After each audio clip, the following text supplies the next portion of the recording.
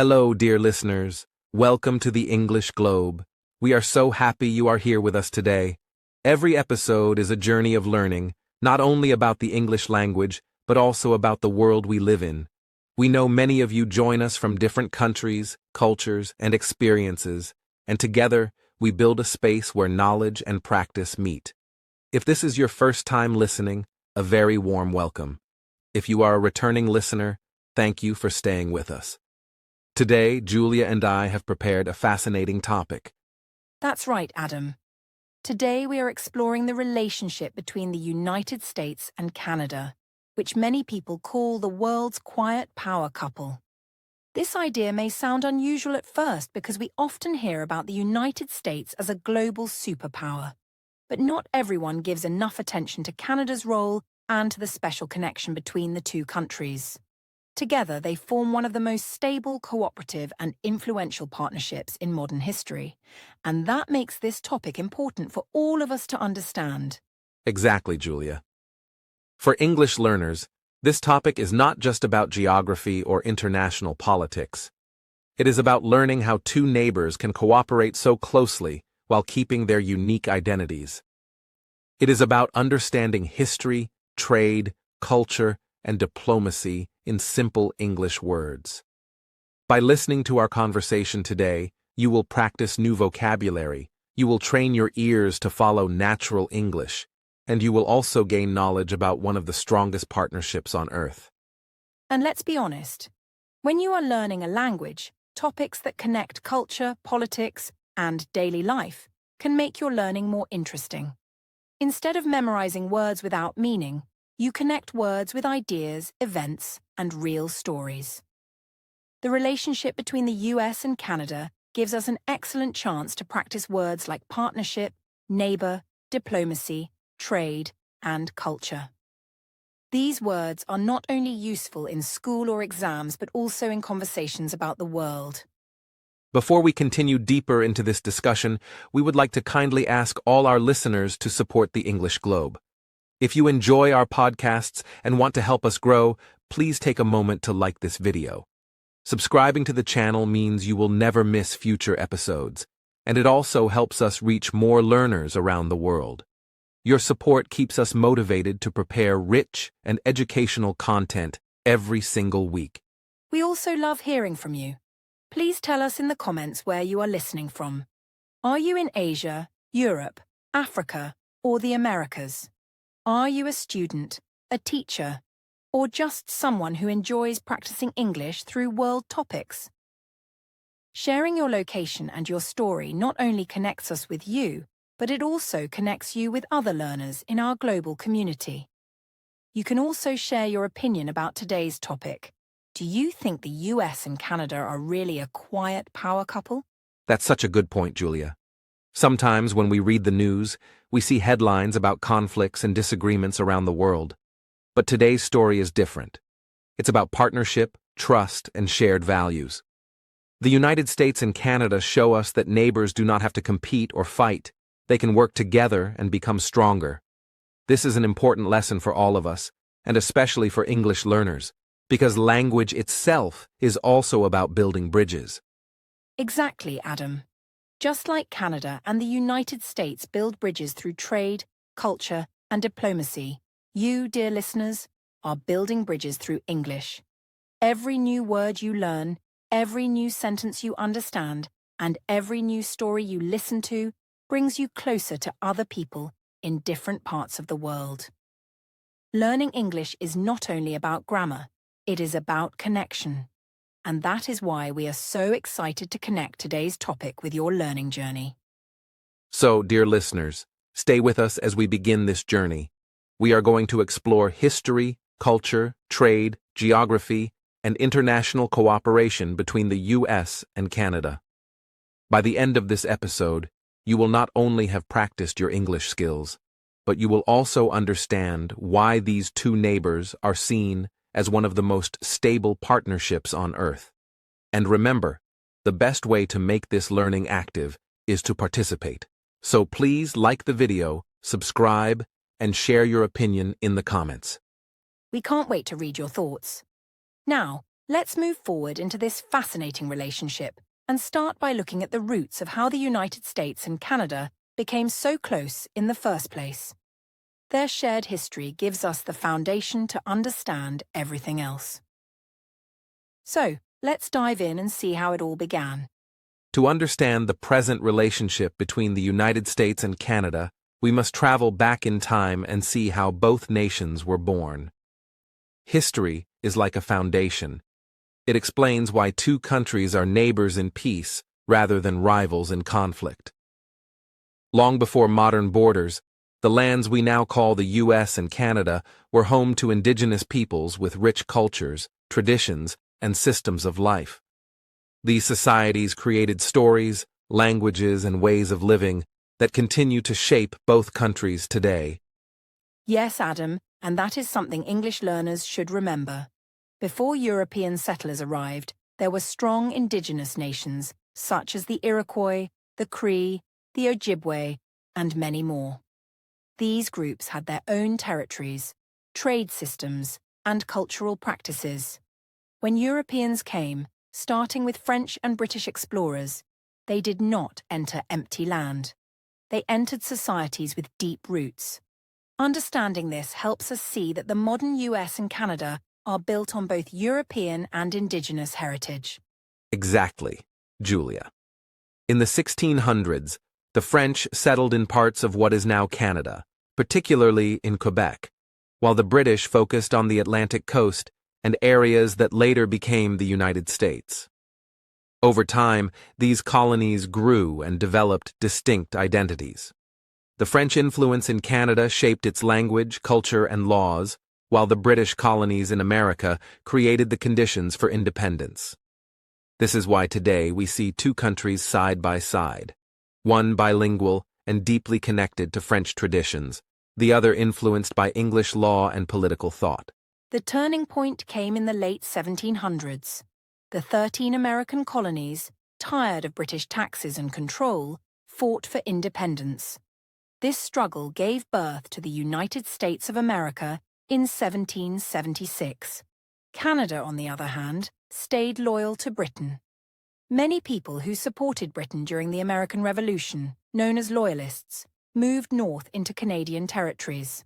This migration influenced Canadian identity, creating a society that valued stability, gradual change, and connection to the British Crown, while America pursued independence and rapid transformation. For learners, this is a perfect example of how history explains difference. The U.S. identity was built on revolution, freedom, and the idea of starting fresh. Canada's identity leaned toward compromise, federation, and gradual progress. Yet despite these differences, the two shared roots. Both were influenced by British legal systems, both expanded westward, and both built nations through migration, settlement, and trade. The shared history created similarities, but their different paths gave them unique personalities like siblings who grew up in the same house but chose different lifestyles. That's a good comparison, Adam. When we think about vocabulary, words like heritage and identity become easier to understand. Heritage refers to the traditions, values, and culture passed down from the past. For Canada, heritage includes both Indigenous and French traditions. For the US, heritage includes revolutionary ideals and the melting pot of immigrants. Identity means the way a nation sees itself. Canada sees itself as peaceful, diverse, and bilingual, while the US often sees itself as free, innovative, and powerful. Another important chapter was the War of 1812. This was a conflict between the U.S. and Britain, and because Canada was part of the British Empire, it was also directly involved. The war ended without clear victory, but it had a lasting effect. For Americans, it confirmed independence. For Canadians, it created a sense of pride in defending their land. This event showed that even though they share a border, the two nations would walk different paths. Yet it also showed that conflict did not have to define their relationship. After the war, both countries expanded westward. They built railways, settled new territories, and welcomed immigrants from Europe and Asia. The landscapes of both nations, plains, mountains, rivers, and forests, were developed through hard work and often difficult conditions. While doing this, both nations also had to confront challenges with indigenous communities, whose lands and rights were often ignored or taken. These historical challenges continue to influence discussions in both countries today about justice, equality, and reconciliation. And in the 19th century, Canada moved toward federation. In 1867, the provinces of Ontario, Quebec, New Brunswick, and Nova Scotia united to form the Dominion of Canada, still under the British Crown but with self-government. Over time, more provinces joined, and Canada became the vast nation we know today. The U.S., on the other hand, expanded through the Civil War and Reconstruction, strengthening its federal government. So both countries embraced federation, but in different ways. Canada through peaceful agreements, and the U.S. through revolution and internal conflict. This history is why today we can say the US and Canada are like two trees growing side by side. Their roots are in the same soil of colonial history and indigenous heritage, but their branches reached in different directions. Both trees are strong, both give shade and fruit, and both survive storms together. And for learners, this image can help you remember. History builds identity, and identity explains why two neighbors can be similar yet unique. Well said, Julia. For English learners, the most important takeaway from this section is vocabulary connected to history, settlement, federation, independence, heritage, and identity. These words are not only useful for understanding the past, but also for talking about your own country's story. Every nation has heritage. Every person has identity. And by learning these words, you gain tools to describe not just the US and Canada, but also yourself and your own community. Exactly. And this is what makes studying English through history so valuable. When you learn about the shared roots of the US and Canada, you also learn how to express complex ideas in simple words. And remember, dear listeners, you can practice these words by writing a comment below. Try to use one of today's vocabulary words in your sentence. For example, you might say, "My country has a rich cultural heritage," or "The identity of my people is shaped by language and tradition." This is a great way to make the words your own. When we talk about the connection between the United States and Canada, one of the most important parts is economics. These two countries are not only neighbors, they are also each other's biggest trading partners. Trade means the buying and selling of goods and services across borders. Canada sends oil, cars, lumber, and agricultural products to the U.S., while the U.S. sends machinery, technology, and manufactured goods to Canada. This exchange has been going on for more than a century, and it has created a strong bond of trust. Yes, Adam. To give our listeners some perspective, every single day, billions of dollars worth of goods move across the US-Canada border. In fact, their border is the longest undefended border in the world, and yet it is one of the busiest in terms of trade. That shows a level of trust and cooperation that is very rare. Imagine two neighbors who not only share a fence, but also exchange food, tools, and services daily. That is the kind of relationship these two countries have built over time. A key moment in their economic history was the creation of trade agreements. In the 1990s, the U.S., Canada, and Mexico signed NAFTA, which stands for the North American Free Trade Agreement. This agreement made it easier for businesses to buy and sell across borders by lowering tariffs, which are taxes on imports. Later, in 2020, NAFTA was replaced by the USMCA, the United States-Mexico-Canada Agreement.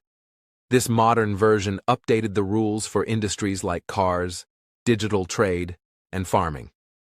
For both Canada and the U.S., these agreements mean economic growth. For English learners, this is a great place to focus on some key vocabulary. Exports and imports. Exports are goods that a country sells to another country, while imports are goods that it buys. Canada exports oil and wood to the US, while it imports cars and technology. Another important word is partnership. In economics, partnership means two countries or companies working together for mutual benefit. And finally, industry refers to a field of business like energy, cars, or farming. These are words you will hear often in global news. Let's also remember how deeply connected their industries are. For example, the car industry in North America is not separate by country. A single car might be designed in the US, assembled in Canada, and include parts made in Mexico. This is called an integrated supply chain, and it shows how connected these economies are. Workers in Canada and the US depend on each other. Companies rely on cross-border cooperation, and in the end, consumers benefit because products can be made more efficiently. The energy industry is another important area of cooperation. Canada has large reserves of oil and natural gas, especially in Alberta. Much of this energy flows to the United States through pipelines. At the same time, Canada depends on US technology and investment to develop its energy sector. This is a two-way relationship. The US gains secure access to resources from a trusted neighbor, while Canada gains a reliable market for its exports. For both countries, energy ties are part of what makes their partnership so strong. Another example is agriculture. Farmers in the US and Canada share similar climates and crops, like wheat, corn, and soybeans. These crops move across the border in both directions. In fact, many Canadian grocery stores carry American products, while American supermarkets carry Canadian goods like maple syrup. For learners, it is interesting to notice how food connects nations. When you drink orange juice from Florida or eat apples from British Columbia, you are tasting the result of economic cooperation. And we cannot forget the role of technology and innovation.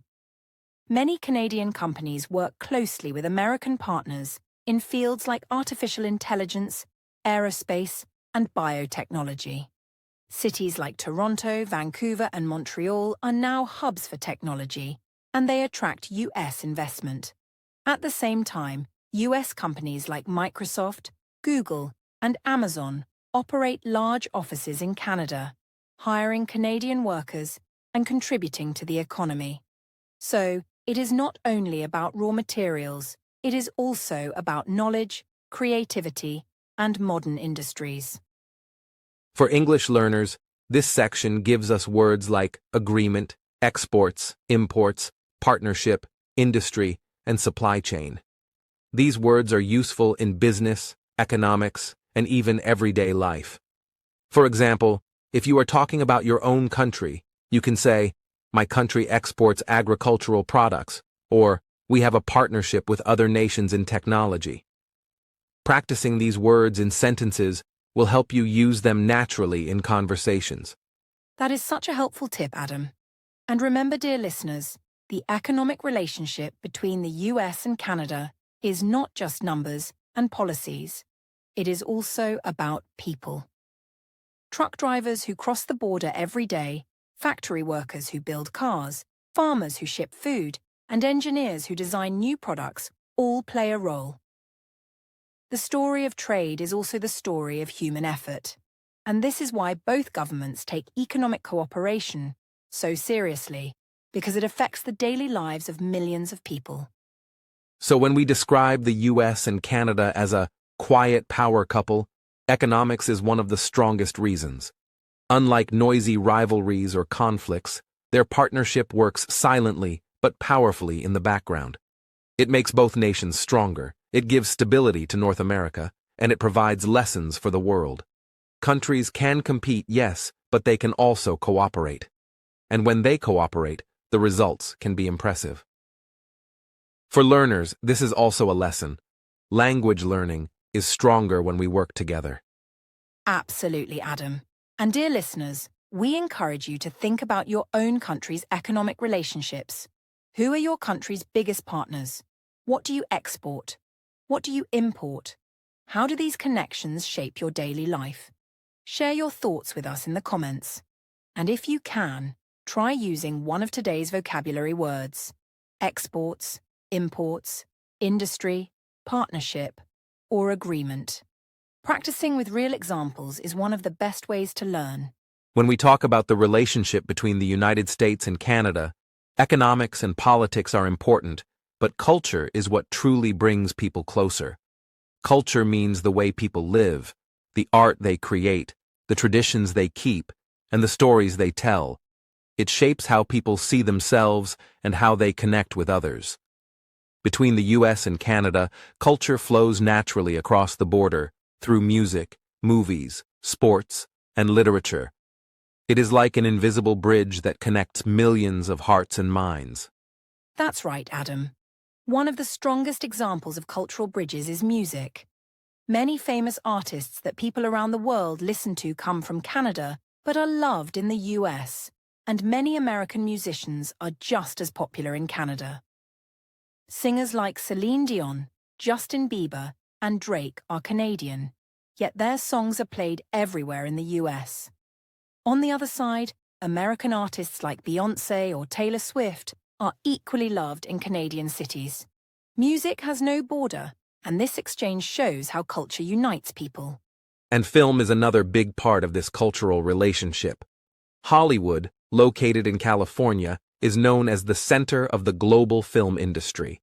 But what many people do not realize is that Canadian cities like Toronto and Vancouver play a huge role in filmmaking too. Many Hollywood movies and TV shows are actually filmed in Canada because of its landscapes, skilled workers, and supportive policies. So when people watch a blockbuster movie, they might be looking at Canadian streets or mountains, even though the film is presented as American. That's a fun fact, Adam. And it also shows how the media industry connects the two countries. Media means the systems that spread information and entertainment, such as TV, newspapers, movies, and now online platforms. Canada and the US share media constantly. American news channels broadcast in Canada, Canadian actors star in American shows, and streaming services carry content from both sides of the border. For learners, this is a great way to practice English because media is filled with authentic language, accents, and expressions. Sports also play an important role in building cultural bridges. Canadians are famous for their love of ice hockey, and the National Hockey League, or NHL, includes teams from both Canada and the United States. Fans in New York cheer for their teams against fans in Toronto, but at the same time, they share the same love for the sport. Basketball, interestingly, was invented by a Canadian, James Naismith, but it became popular across the U.S. Today, the Toronto Raptors represent Canada in the NBA, creating another shared connection. And let's not forget about baseball and football, which are also popular in both countries. Baseball is often called America's pastime, but many Canadian kids grow up playing it too. In fact, the Toronto Blue Jays are the only Canadian team in Major League Baseball, but they have a huge fan base across the country. Similarly, American football has inspired Canadian football, which is slightly different but still beloved. These sports traditions remind us that entertainment is not only about watching, it is also about playing and sharing experiences with friends and family. Literature is another powerful bridge. Canadian writers like Margaret Atwood, Alice Munro, and Leonard Cohen have written works that are read and respected not only in Canada, but also in the U.S. and around the world. American writers like Mark Twain, Ernest Hemingway, or Maya Angelou are equally read in Canadian schools and libraries. Books travel without passports, and through literature, readers in both countries explore ideas, traditions, and voices that are deeply connected to North America's shared history. For learners, focusing on literature in English is very helpful.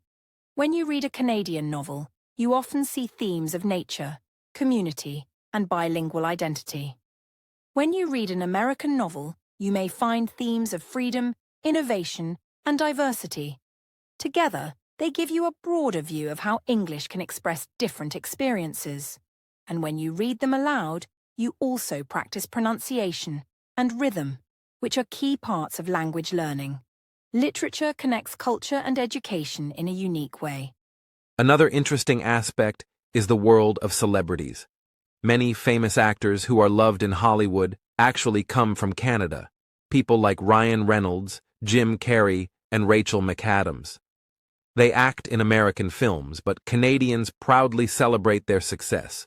In the same way, American celebrities are admired in Canada. This celebrity culture is not only about fame, it is about how entertainment industries mix together and show us that talent does not stop at the border.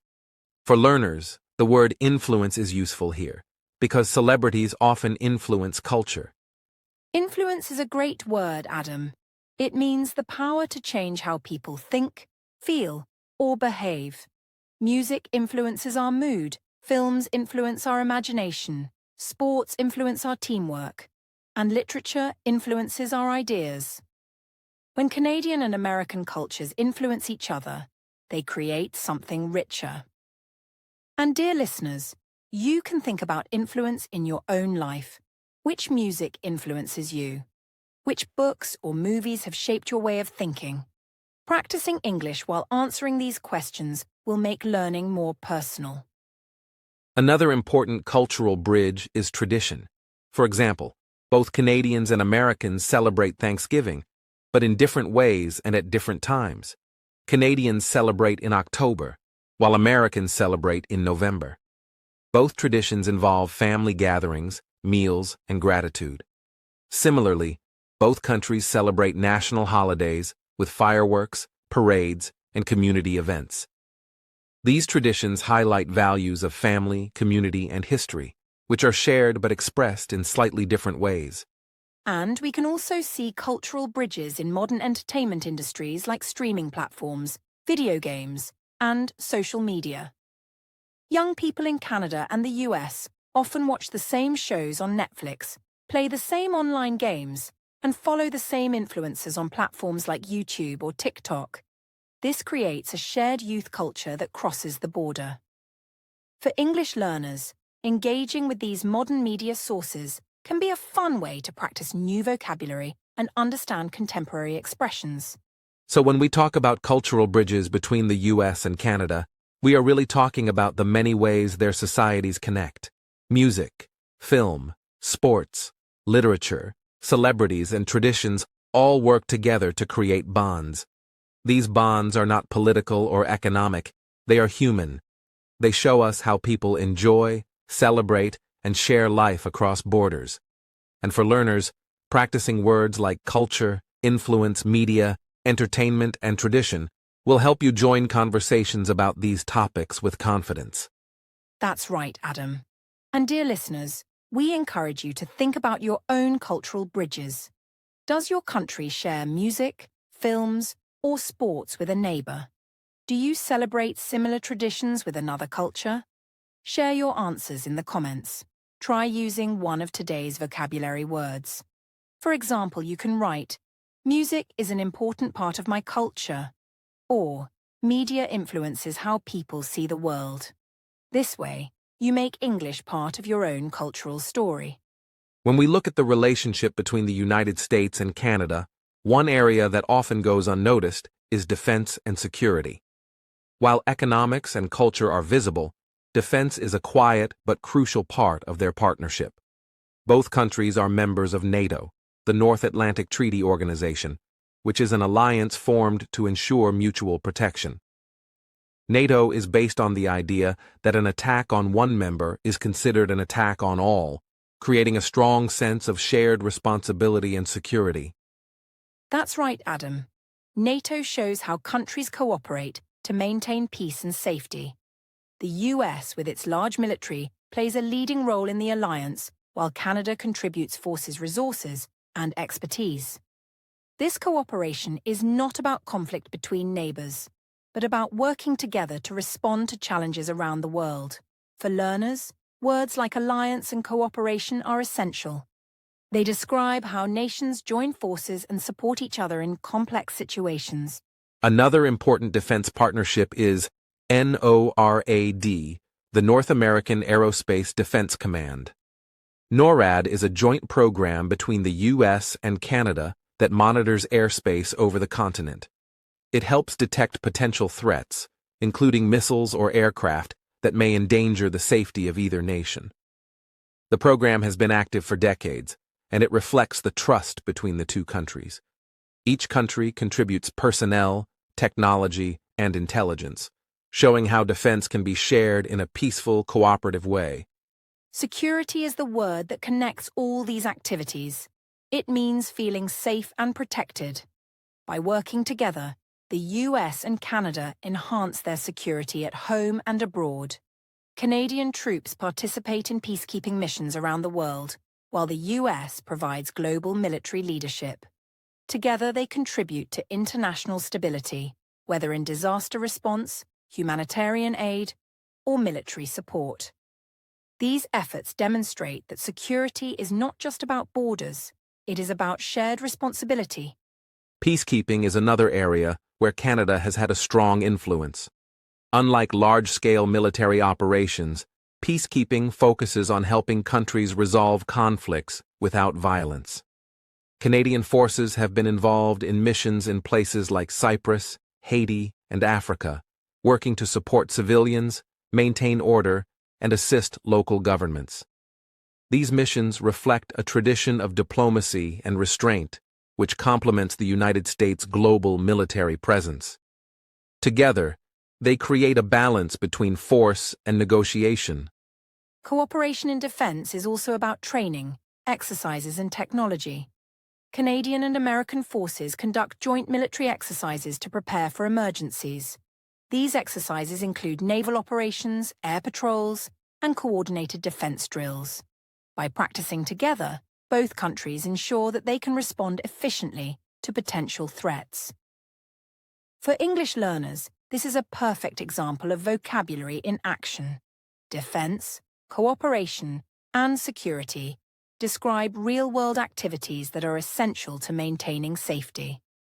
Another interesting point is how this defense cooperation strengthens the border itself. While the US-Canada border is largely peaceful and undefended, both countries share information about potential threats, including natural disasters, cyber attacks, and organized crime. The intelligence shared between governments ensures that each country can act quickly to protect its citizens. This quiet collaboration is a backbone of the quiet power couple idea, showing how strength is not always loud or visible. And it's not just about military forces. Defense cooperation includes scientific and technological collaboration. Radar systems, missile detection, satellite monitoring, and cybersecurity are all areas where Canadian and American experts work together. The combination of human skill and advanced technology strengthens their mutual security and demonstrates that alliances today are about more than just soldiers. They are about knowledge, preparation, and shared resources. Alliances like NATO and joint programs like NORAD also teach us lessons about diplomacy. Countries do not have to be exactly the same to cooperate. Canada and the US have different political systems, cultures, and strategies, yet they find common ground. This shared understanding is an example of how international relationships work in practice.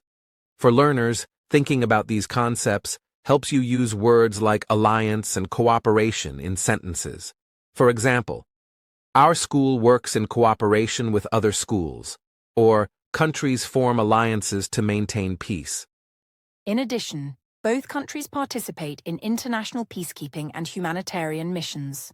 Soldiers, medical teams, and experts from the US and Canada often work together to provide aid in disaster zones, help refugees, or restore order in conflict areas.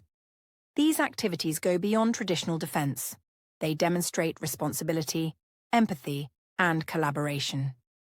It shows listeners that security is not only about protecting borders, but also about helping people worldwide, reflecting a broader sense of cooperation. Finally, it is important to note that the US and Canada's defense cooperation is quiet, yet extremely effective.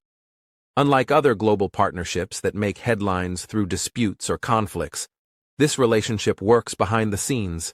It ensures the safety of millions of citizens, strengthens international organizations, and maintains peace in North America.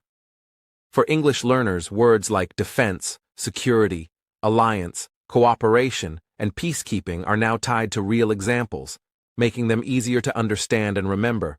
So, dear listeners, whenever you hear about NATO meetings, joint military exercises, or Canadian peacekeeping missions, remember that these activities are part of a larger picture.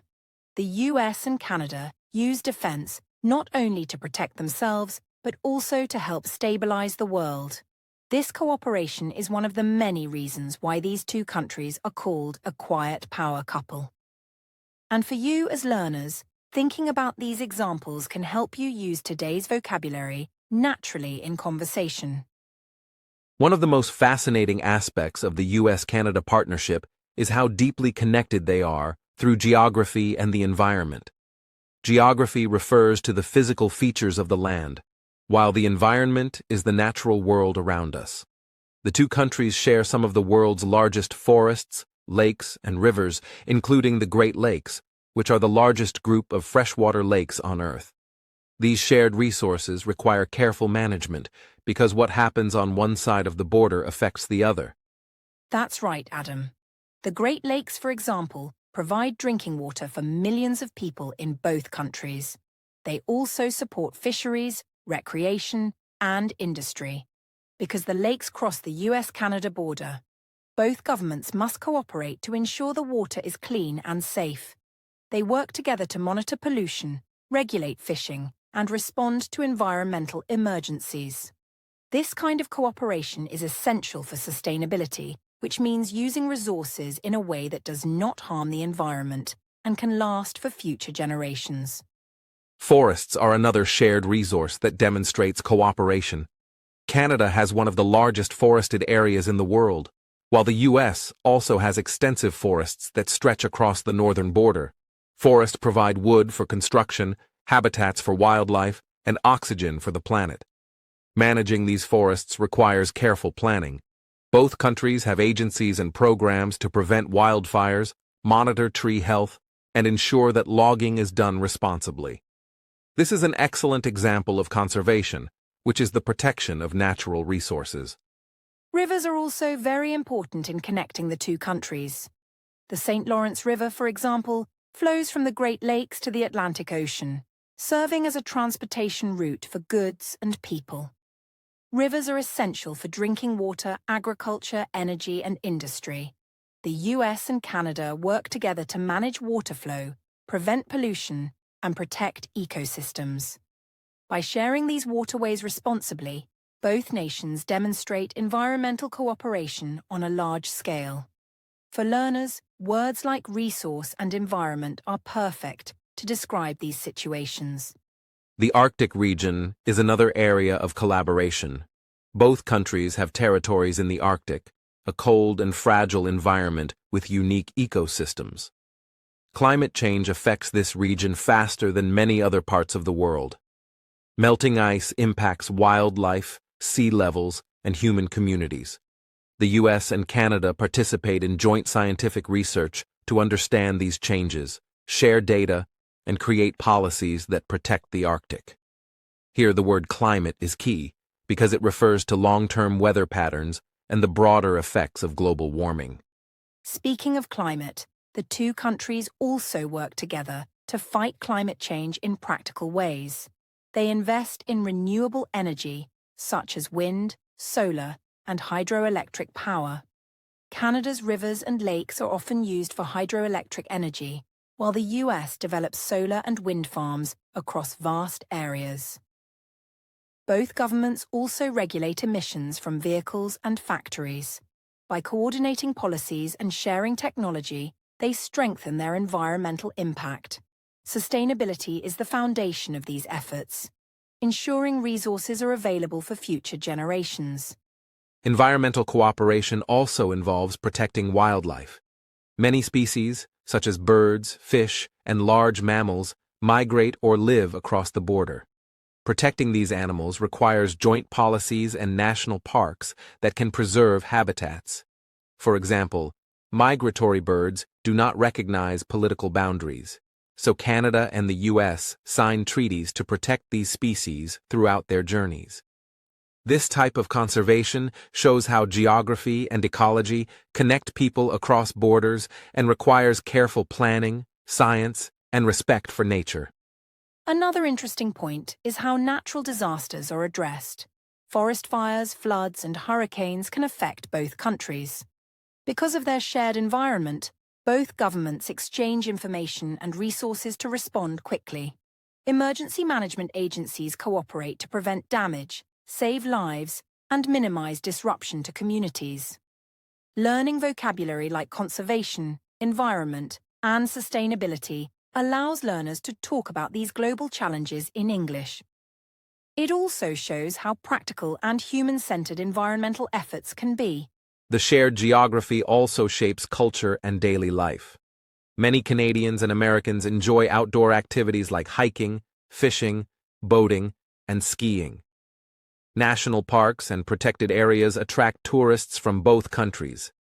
These activities not only connect people with nature, but also foster awareness about environmental responsibility.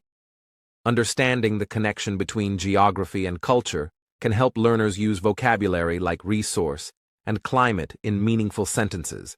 For example, forests are an important natural resource, or climate change affects our environment. Finally, environmental cooperation reinforces the broader idea of partnership. By managing shared lakes, forests, rivers, and the Arctic, both countries show that cooperation can produce tangible results. This is a quiet yet powerful demonstration of how neighbors can work together for mutual benefit. For English learners, thinking about these topics is excellent practice. You can describe natural resources, environmental policies, and conservation strategies while using new vocabulary, making language learning practical, meaningful, and connected to real-world issues. So, dear listeners, when you hear about climate agreements, national parks, or joint scientific research, remember that these actions are part of a larger partnership between the US and Canada. They are protecting the environment, sharing resources responsibly, and building a sustainable future together. Words like sustainability, resource, environment, climate, and conservation are not just vocabulary. They represent real actions and decisions that affect millions of lives today and in the future. One of the most human aspects of the US-Canada relationship is the movement of people. Migration, or the movement of people from one country to another, has shaped both nations for centuries. Families, workers, and students cross the border for education, work, or family reasons. This movement builds strong personal connections between neighbors. It is not just about politics or trade. It is about people meeting, sharing experiences, and creating bonds that last generations. That's true, Adam. Tourism is another form of movement that strengthens ties. Millions of Canadians visit the US each year, and millions of Americans travel to Canada.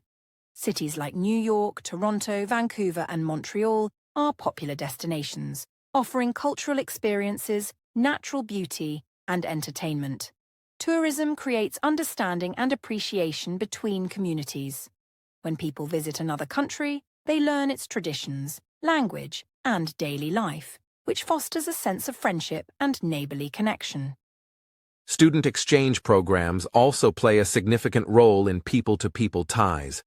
Canadian students often study in US universities, and American students attend Canadian colleges. This exchange helps young people develop language skills, understand different cultures, and build professional networks. It is a practical form of cooperation. For English learners, understanding the vocabulary of migration and education, words like community and border, is important because it allows you to describe real-world experiences of living and learning in different countries. Immigration policies in both countries also shape multiculturalism. Both the US and Canada welcome people from around the world. Canada is known for its points-based immigration system, which selects skilled workers, while the US has family-based and employment-based pathways. Over time, these policies have created diverse societies. Cities like Toronto, Vancouver, New York, and Los Angeles are vibrant mosaics of languages, foods, religions, and traditions. Diversity is the word that captures this mixture, showing how people from different backgrounds live together peacefully. Another interesting point is how migration strengthens communities. Immigrant families often create support networks that cross the border. For example, relatives in Canada may send advice or financial support to family members in the U.S., and vice versa. These connections contribute to a shared sense of belonging. Words like community and neighbor are useful here. Community refers to a group of people living together or supporting each other, and neighbor can mean both someone living nearby and another country that shares a border. Tourism and migration also encourage cultural sharing. Festivals, concerts, and sporting events attract people from both sides of the border. Canadians celebrate American music and movies, while Americans enjoy Canadian literature, comedy, and art. These exchanges show how culture moves with people, creating shared experiences. For English learners, understanding how diversity and migration affect daily life is a great way to connect vocabulary with real-world examples. It also makes language learning meaningful and practical. The border itself, while peaceful and largely open for trade and travel, represents both separation and connection. It is a line on a map, but it is also a meeting point for people, goods, and ideas. Crossing the border for work, study, or leisure requires cooperation between governments, but it is ultimately about human connection. The movement of people shows how two nations can remain distinct yet intimately connected, creating friendships that strengthen ties beyond politics or economics. Another fascinating aspect is how immigrant communities maintain their own traditions while contributing to the larger society. For example, neighborhoods in Toronto or New York may celebrate Chinese New Year, Diwali, or Ramadan, while also participating in national holidays like Canada Day or the 4th of July. This blending of traditions enriches both societies. For learners, this demonstrates how vocabulary like community, diversity, and neighbor can describe complex social relationships in simple ways. Education is also a major link. Universities in both countries collaborate on research projects, host international conferences, and support exchange programs.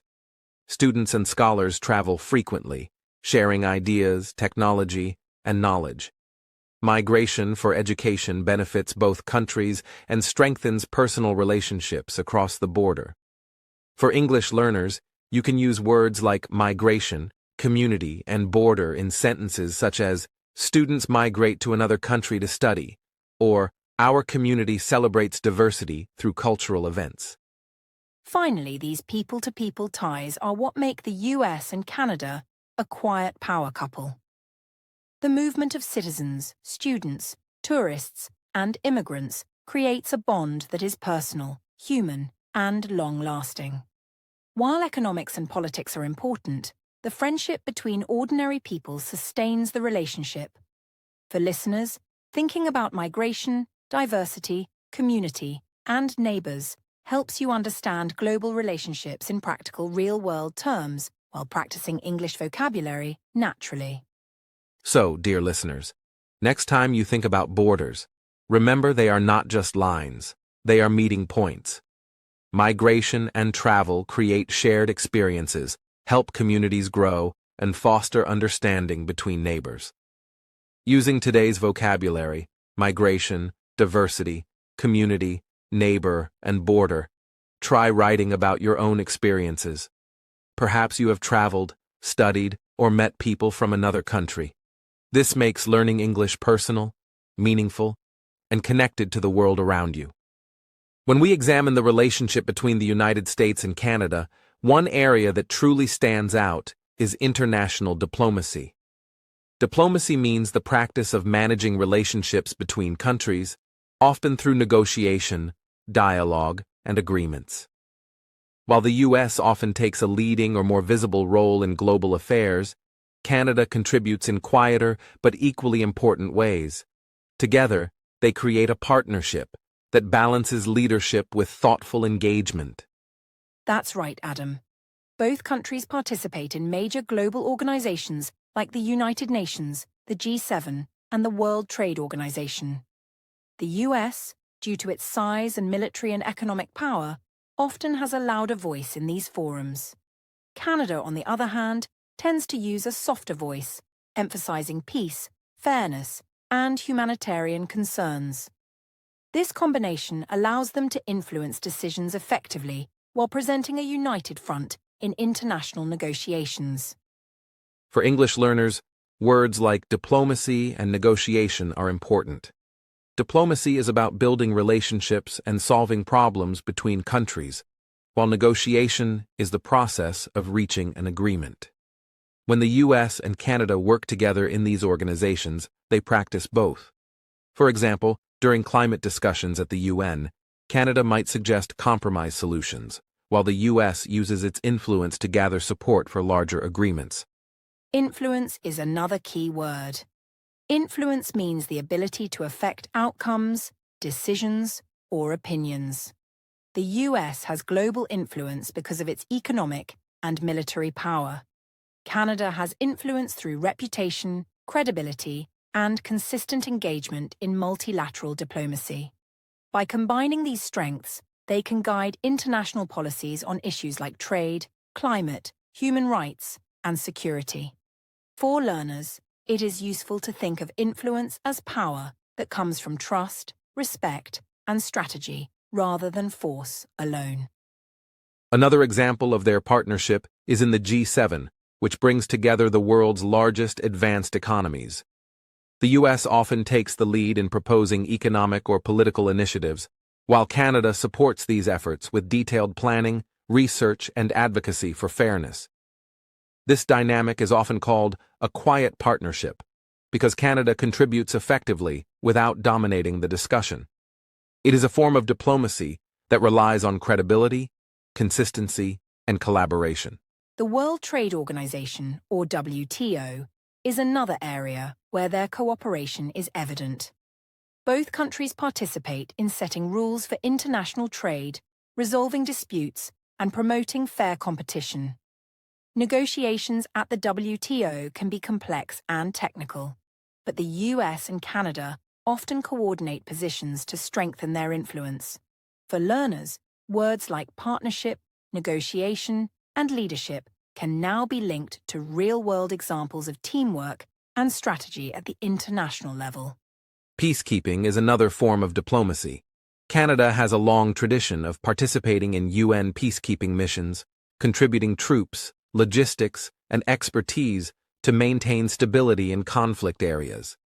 The US, with its global military reach, often provides operational support funding and strategic direction. Together, they demonstrate how two nations with different approaches can align to promote peace. For English learners, thinking about peacekeeping helps connect vocabulary to real-world events and international cooperation. Leadership in diplomacy does not always mean being the loudest. Sometimes it means listening carefully, understanding other perspectives, and proposing solutions that satisfy multiple parties. Canada often excels in this approach. The US, on the other hand, often uses its influence to mobilize resources or create momentum. This combination allows both countries to achieve results efficiently while maintaining global credibility. Vocabulary like leadership, partnership, and influence becomes easier to understand when tied to these examples. Another interesting aspect is humanitarian diplomacy.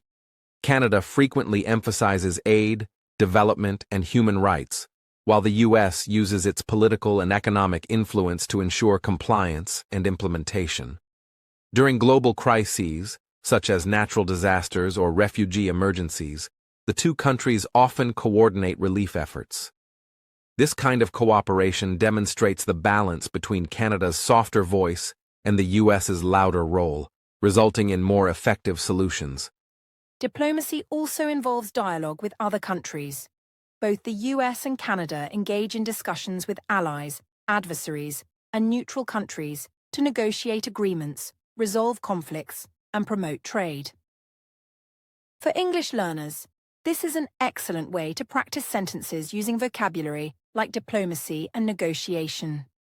For example, you can say, countries use diplomacy to solve problems without fighting, or successful negotiation requires listening and compromise. Finally, international diplomacy shows us that strength comes in different forms.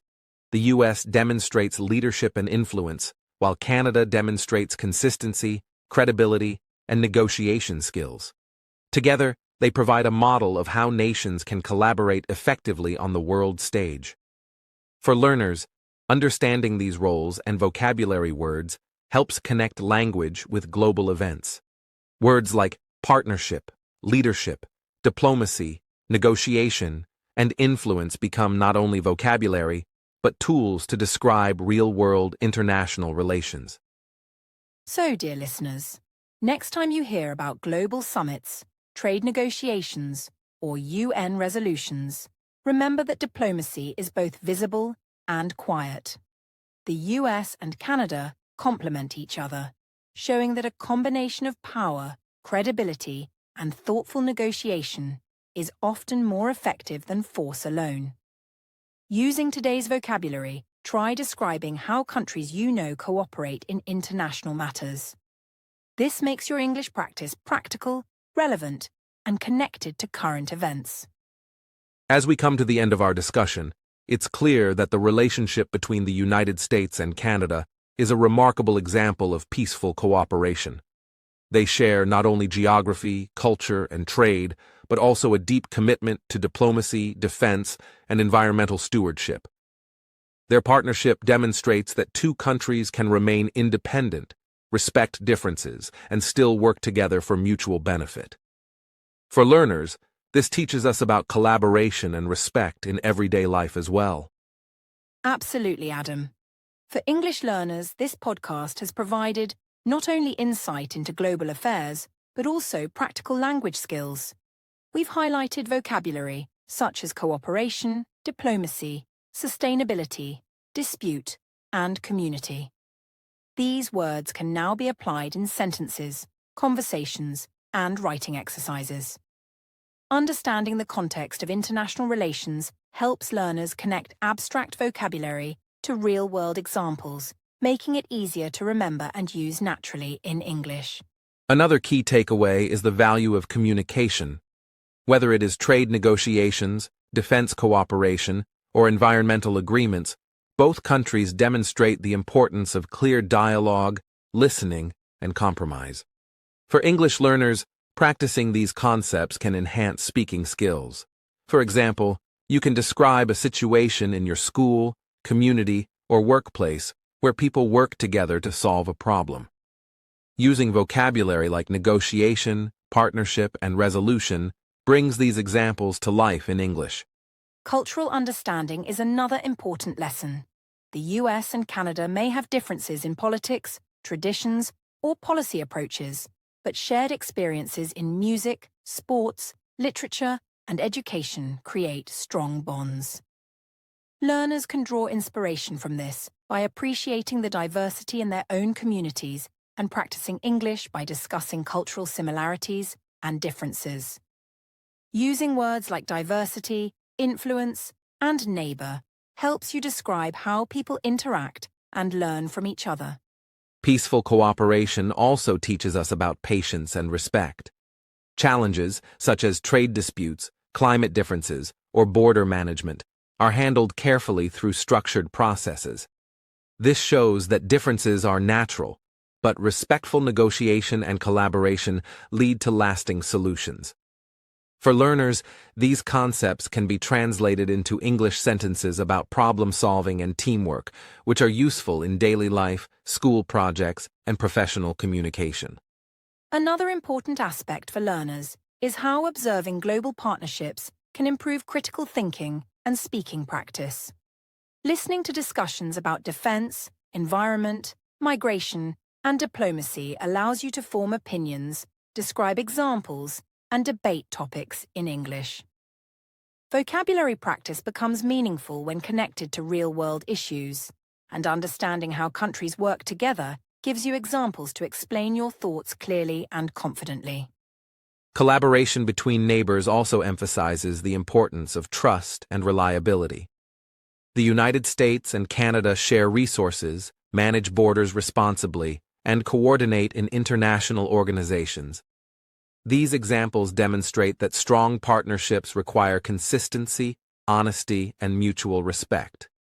For learners, using vocabulary such as partnership, trust, cooperation, and influence in personal or professional contexts can help you express complex ideas in English more effectively.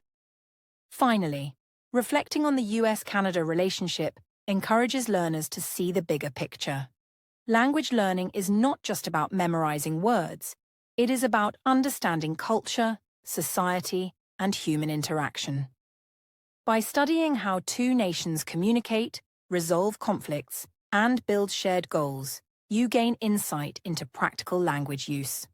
Words we covered throughout this podcast: community, diplomacy, sustainability, negotiation, and resolution become tools to describe cooperation in any context. So, dear listeners, the US and Canada show us that quiet, respectful, and consistent collaboration can achieve remarkable results. As English learners, you can apply these lessons by practicing new vocabulary, discussing global issues, and reflecting on your own experiences of cooperation and cultural exchange. Listening, speaking, and writing about these topics in English helps you grow not only in language, but also in understanding the world around you. In conclusion, this partnership teaches patience, respect, and the value of shared goals. It is a model for other countries and for individuals learning English. By connecting vocabulary, cultural examples, and real-world scenarios, learners can improve fluency, comprehension, and confidence. Remember that learning a language is also about understanding people, ideas, and collaboration, just like the quiet but powerful relationship between the US and Canada. Thank you for joining us on this episode of the English Globe. We hope you've learned not only about international relations, but also about how to use English to describe cooperation, challenges, and solutions. Practice the vocabulary, reflect on these lessons, and remember that language is a bridge, just like the one connecting these two great neighbors across the border. And don't forget, dear listeners, to like this video, subscribe to the English Globe, and share your thoughts in the comments. Tell us where you are listening from and how you see cooperation and partnership in your own life. Using today's vocabulary in your comments is also a wonderful way to practice and join our global learning community.